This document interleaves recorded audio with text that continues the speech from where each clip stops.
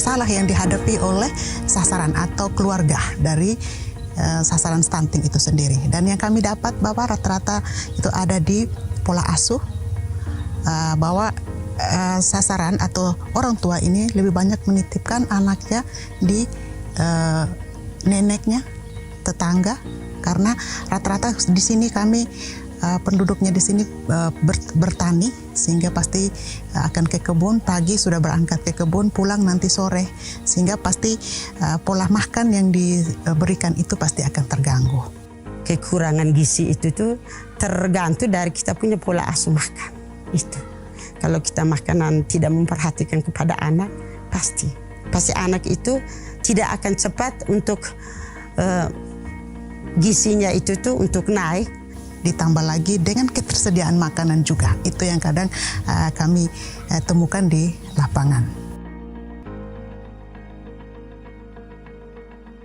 Meminta kepada ibu-ibu itu tuh supaya bisa ada tanaman pekarangan.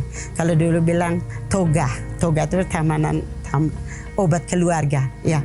Sekarang tuh selain obat untuk keluarga, kunyit apa segala macam, pasti sayur-sayur diberikan, butuhkan oleh anak itu sendiri maupun keluarga itu kami sampaikan.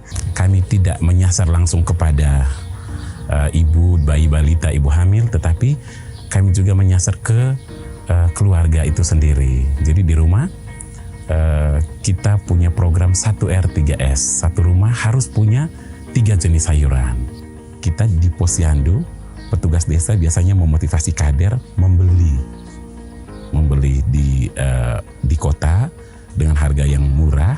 Selanjutnya mereka bisa jual kembali di Posyandu itu kepada ibu bayi balita dengan harga 25.000. Jadi memang secara ekonomi mereka untung, tetapi memang bahwa ini kader dan petugasnya tidak ambil untung dari ini.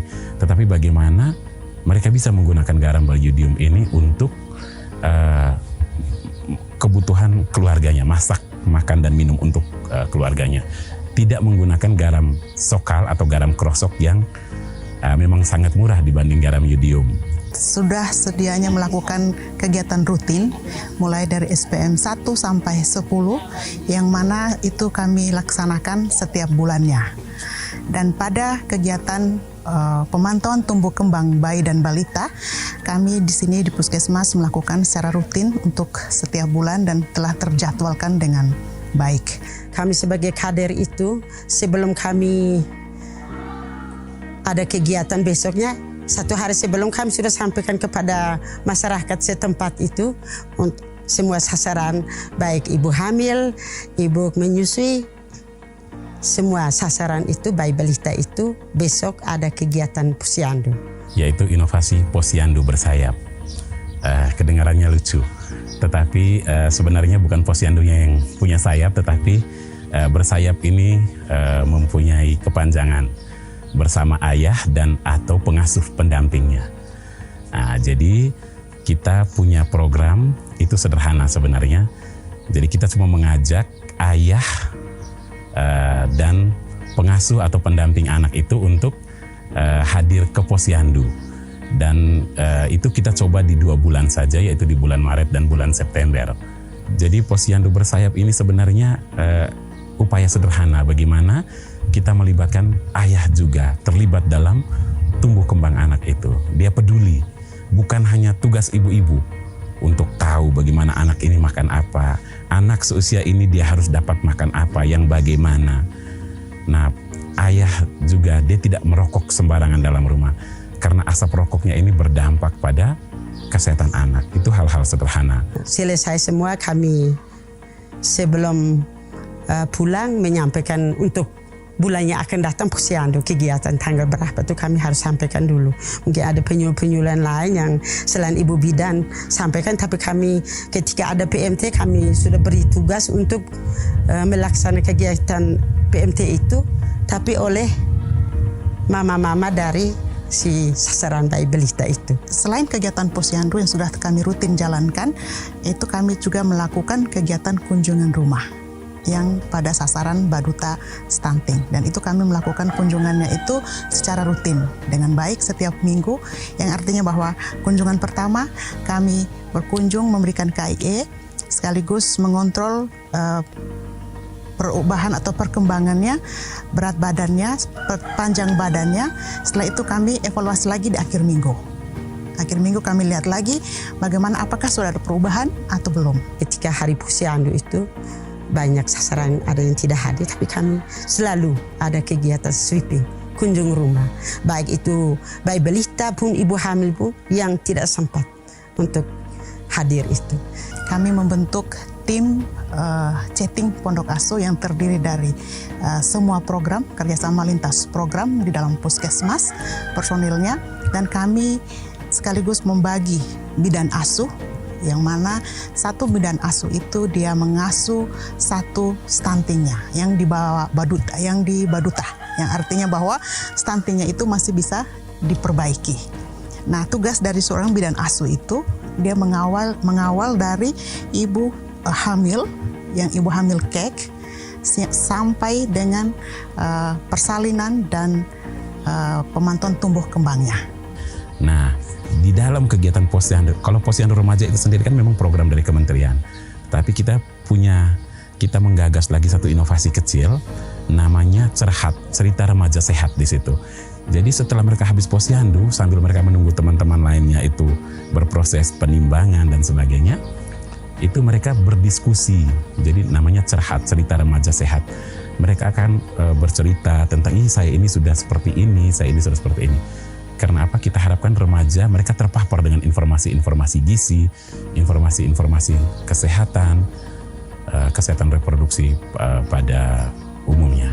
Sehingga mereka benar-benar siap dan remaja putri bisa nantinya menjadi ibu yang siap untuk melahirkan anak-anak yang tidak stunting.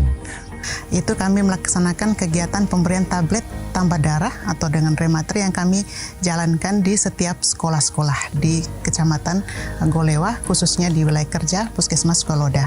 Dan itu sudah terjadwalkan, kami melakukan pendekatan dan MOU dengan kepala sekolah bahwa setiap hari Jumat pagi kami dari teman-teman dari Puskesmas akan melakukan pembagian tablet tambah darah di sekolah.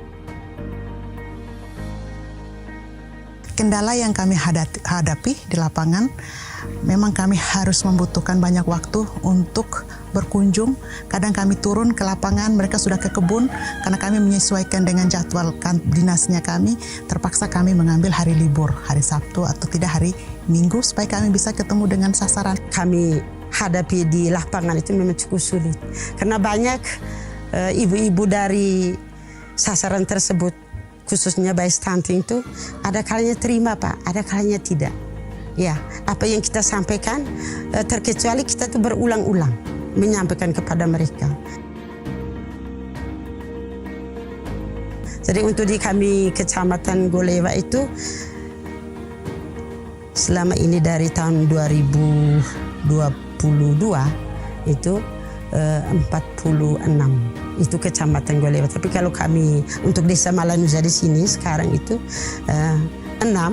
Tetapi pada bulan Februari kemarin 2-nya sudah lolos. Artinya sudah tidak ada stunting, tidak stunting lagi. Angka stunting kita memang awal-awal kita uji coba itu dia turun sekali angka stuntingnya sampai dari 10 ke 4. Tapi pada tahun kemarin itu pada masa pandemi, awal-awal pandemi ada beberapa bulan ada 1-2 bulan yang sempat kita tidak gencar di posyandu, itu angkanya naik. Tapi puji Tuhan di pengukuran